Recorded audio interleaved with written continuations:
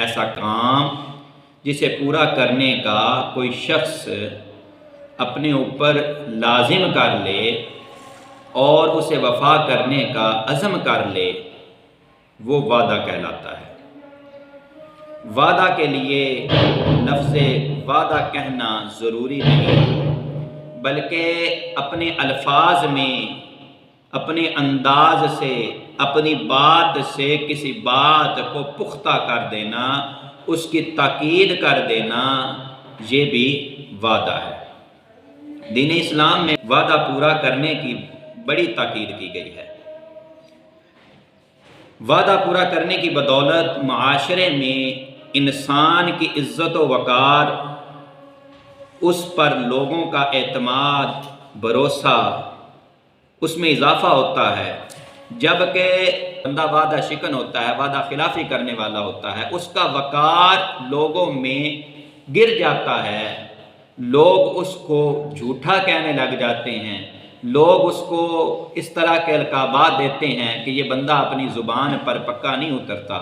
یہ بندہ اپنی بات پر قائم نہیں رہتا، یہ بات بات پر پھر جاتا ہے، بدل جاتا ہے۔ یہ بندے کی ذلت و رسوائی کا اور عدم اعتماد کا باعث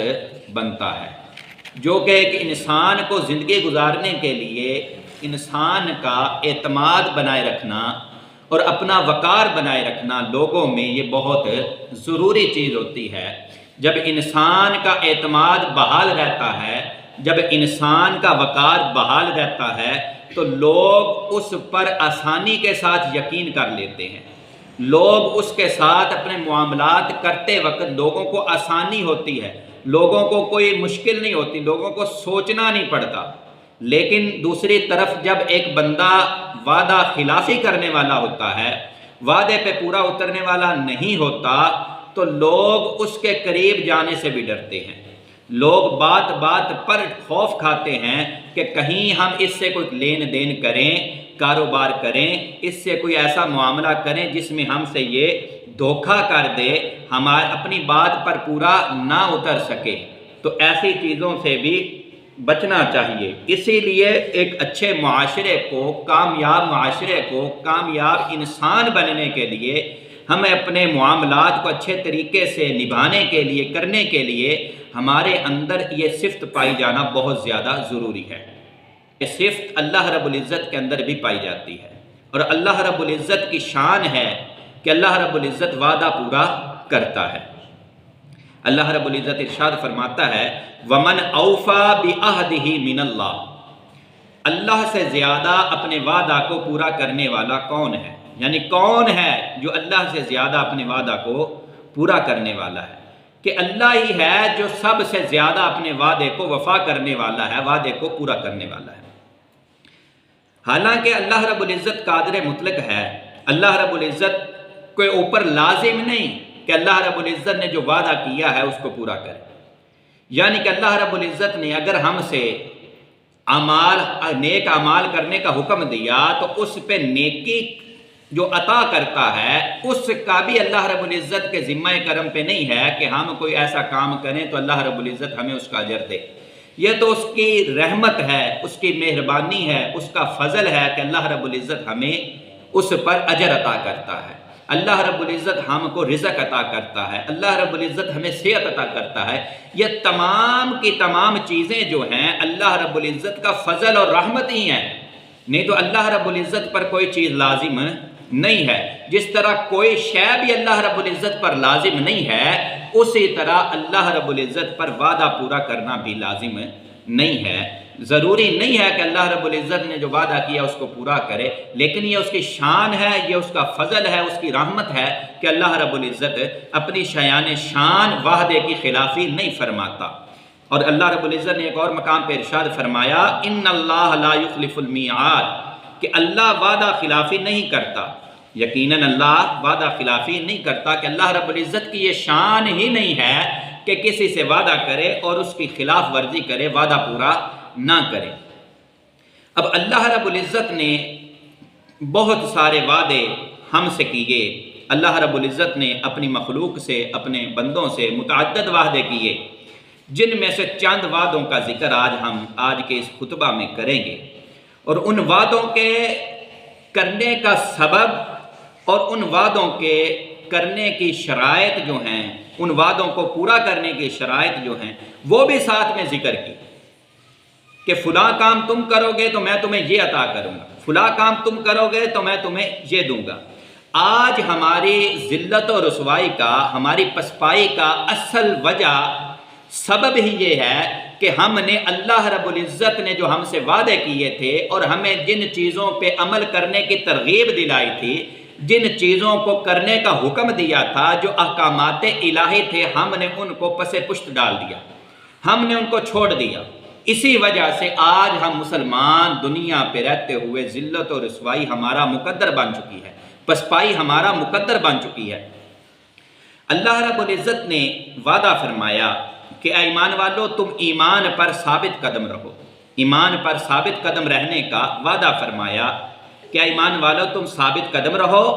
میں تمہیں جنت عطا کروں گا۔ قرآن مجید فرقان حمید میں اللہ رب العزت ارشاد فرماتا ہے ان الذین قالوا ربنا اللہ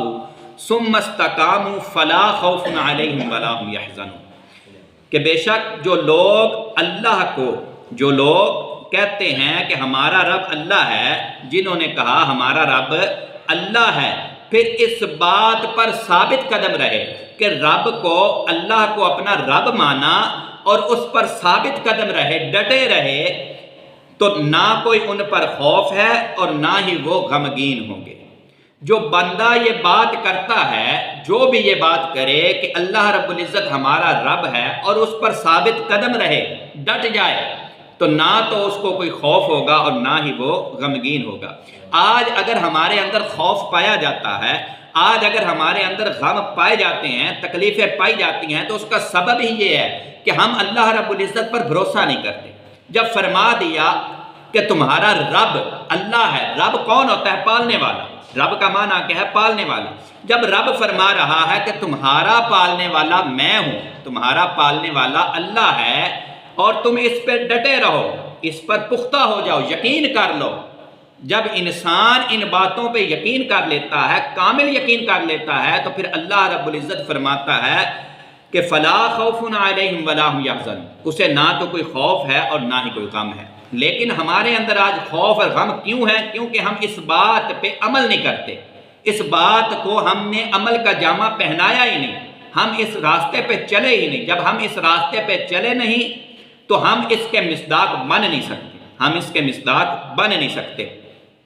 آگے پھر اللہ رب العزت ارشاد فرماتا ہے اولئک اصحاب الجنت خالدین فیہا، جو لوگ یہ کہیں گے کہ ہمارا رب اللہ ہے، ہمارا رب اللہ ہے، نہ تو انہیں کوئی خوف ہے اور نہ ہی کوئی غم ہے،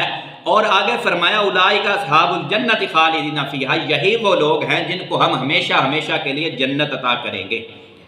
جن کے لیے یہی ہیں وہ اہل جنت جو ہمیشہ ہمیشہ جنت میں رہیں گے۔ جزاء بما كانوا يعملون، بدلہ یہ اس کا ہے کہ انہوں نے یہ نیک اعمال کیے، انہوں نے جو نیک کام کیے، اس کا بدلہ یہ اللہ رب العزت نے ہمیں عطا فرمایا کہ نہ تو ہمارے لیے کوئی خوف ہے نہ غم ہے، اور ہم جنتی ہیں اور جنت میں ہمیشہ ہمیشہ رہیں گے۔ ایک اور مقام پہ اللہ رب العزت نے ارشاد فرمایا وعد اللہ المؤمنین والمؤمنات جنات تجری من تحتها الانہار خالدین فیہا ومساکن طیبۃ فی جنات عدن ورضوان من اللہ اکبر ذالک هو الفوز العظیم، کہ اللہ رب العزت، اللہ نے تمام مسلمان مردوں، یعنی کہ اللہ نے مسلمان مردوں اور مسلمان عورتوں کو باغات کا وعدہ دیا، جنت کا وعدہ یعنی کہ باغات کا وعدہ دیا جن کے نیچے نہریں جاری ہیں۔ یہ اللہ رب العزت وعدہ دے رہا ہے مسلمان مردوں اور مسلمان عورتوں کو